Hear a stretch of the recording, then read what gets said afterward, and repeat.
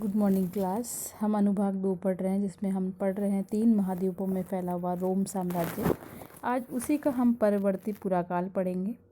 ये जो परवर्ती पुराकाल है, इसका जो समय है वो 4वीं शताब्दी से लेकर के 7वीं शताब्दी तक कितना रोम साम्राज्य फैला, उस समय की बात बताई गई है। इसमें जो रोमन साम्राज्य था उसमें अंतिम शताब्दियों में बहुत सारे सांस्कृतिक परिवर्तन हुए।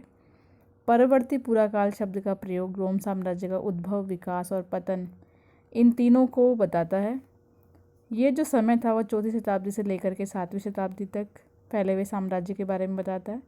4वीं शताब्दी में अनेक सांस्कृतिक और आर्थिक परिवर्तन हुए। सांस्कृतिक स्तर पर देखें तो इस समय लोगों के धार्मिक जीवन में भी महत्वपूर्ण परिवर्तन हो रहे थे।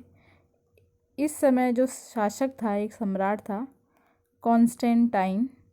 इसने ईसाई धर्म को राजधर्म बनाया और दूसरा कार्य ये किया इसने, दूसरा था इसी समय 7वीं शताब्दी में इस्लाम धर्म का उदय होना।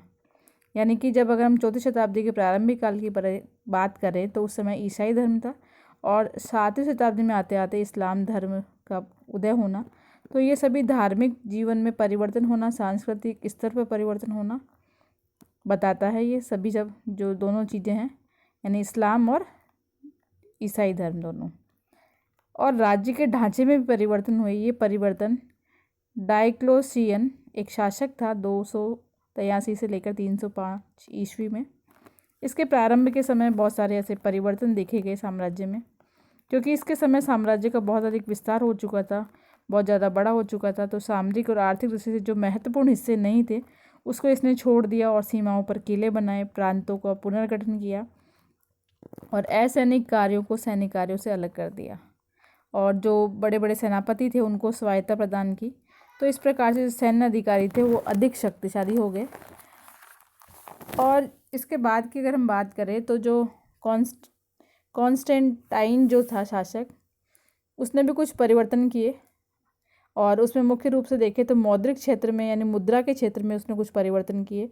उसने सॉलिडस नाम का एक सिक्का चलाया जो 4.5 ग्राम का शुद्ध सोने का होता था। तो रोम साम्राज्य जब समाप्त हो रहा था तो उसके बाद भी ये सिक्का जो था सॉलिडस नाम का ये चलता रहा।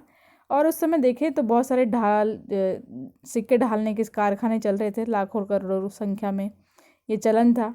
और एक नया कार्य और किया इस कॉन्स्टेंटाइन शासक ने, इसने अपनी दूसरी राजधानी कस्तुनतुनिया का निर्माण किया, जो आज कल अगर हम बात करें इस समय वर्तमान की तो इस्तांबुल नगर है, उसकी जगह होता था। ये नई राजधानी तीनों ओर समुद्र से घिरी हुई थी और इसलिए यहाँ नए सैनिकों की आवश्यकता थी।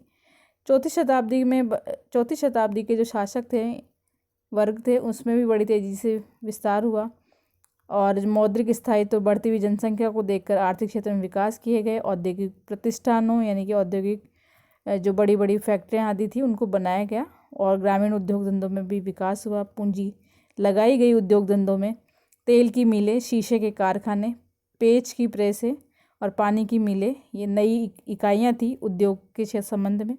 तो धन का अच्छा खासा निवेश किया गया था 4वीं शताब्दी के अंतर्गत। यानी कि 4वीं शताब्दी की बात करें तो अच्छा खासा संपन्न था यहाँ का व्यापार।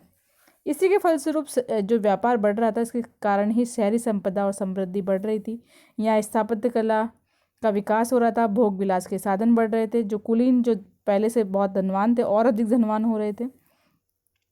मिस्र में जो पेपराइज पौधे हैं वहाँ अनेक सैकड़ों दस्तावेज प्राप्त होते हैं कि तात्कालिक समाज उस समय खुशहाल था और जो मुद्रा था उसका व्यापक इस्तेमाल हो रहा था। ग्रामीण संपदाएं भी सोने के रूप में प्राप्त हो रही थी, यानी गांव के जो लोग हैं वो भी अच्छा कमा रहे थे। 6वीं शताब्दी के दौरान जस्टिनियन एक शासन काल में अकेला मिस्र, यानी एक छोटे से मिस्र देश की बात करें तो वो भी 25 लाख सॉलिडस की धनराशि कर के रूप में इस रोम साम्राज्य को दे रहा था। बड़े बड़े जो ग्रामीण इलाके थे वो 5वीं और 6वीं शताब्दी में जो पश्चिमी एशिया के जो इलाके थे वो भी अधिक विकसित और घने बसे हुए थे। तो धीरे धीरे यहाँ पर सांस्कृतिक परिवर्तन हो रहा था।